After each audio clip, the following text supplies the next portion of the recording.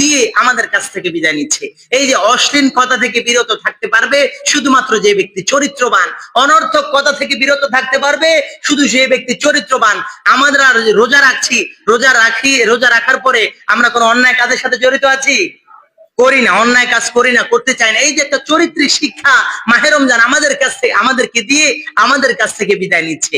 সুতরাং মূল কথা একটাই যে মাহে রমজান আমাদের কাছ থেকে বিদায় হয়ে যাচ্ছে আমাদেরকে এই শিক্ষা দিয়ে যে উত্তম চরিত্র বানানোর ট্রেনিং যেমনি ভাবে এই রমাদান আল কারিম আমরা অর্জন করেছি, বাকি 11 মাসও যেন ঠিক এমনি ভাবে এই ট্রেনিং অনুযায়ী আমল করতে পারি। আল্লাহ তাআলার কাছে তৌফিক কামনা করছি। আমরা পড়ছি আমিন।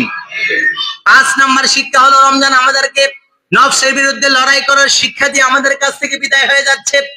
নফসের বিরুদ্ধে লড়াই করার শিক্ষা যেমনি ভাবে আমরা রমজান মাসে নিচ্ছি, কত সুন্দর খাবার থাকে ইফতারের সময়, মন চায়, নফস চায় খাবারগুলো গ্রহণ করি, কিন্তু আমরা গ্রহণ করছি নাকি?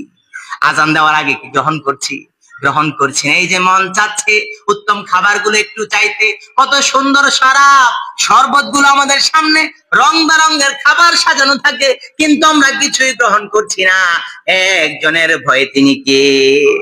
যাদের হৃদয় আছে আল্লাহর ভয়, তারা কবু পথ ভুলে যায় না। আল্লাহর প্রেম ছাড়া এ দুনিয়ায় কারো কাছে কোনো কিছু চায় না। যাদের হৃদয় আছে আল্লাহর ভয়, তারা কবু পথ ভুলে যায় না।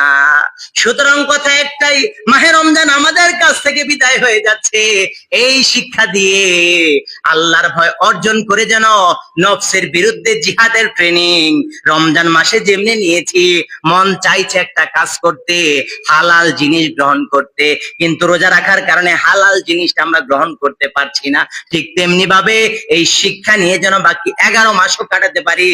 এই শিক্ষা দিয়ে রমাদান আল কারিম আমাদের কাছ থেকে বিদায় হয়ে যাচ্ছে। সুতরাং রমজান বিদায়ের সাথে সাথে ওই ব্যক্তির দোয়া আল্লাহ তাআলার কাছে কবুল, ওই ব্যক্তির রোজা আল্লাহ তাআলার কাছে কবুল। আপনার রোজা, আমার রোজা আল্লাহর দরবারে কবুল হচ্ছে কিভাবে বুঝবেন?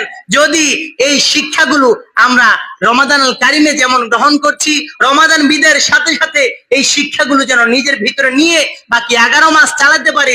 যদি চালাতে পারি তাহলে মাহে রমজান মনে করবো যে আমাদের রোজাগুলো আল্লাহর দরবারে কবুল হয়েছে। যদি না আমল করতে পারি, রোজা যাওয়ার পরে যদি আবার আমরা আগের মতো হয়ে যাই, অন্যায় কাজ করা আবার শুরু করে দেই, তাহলে আপনি নিজে বুঝে নেবেন যে নিশ্চয়ই আপনার রোজা আল্লাহর দরবারে কবুল হয় নাই। এই জন্য রমজান চলে যাওয়ার সাথে সাথে আপনাকে শয়তান পাকড়াও করেছে।